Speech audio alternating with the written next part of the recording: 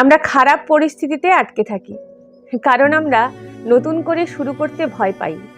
আমরা ভাবি এতগুলো বছর নষ্ট হলো, আবার জিরো থেকে শুরু।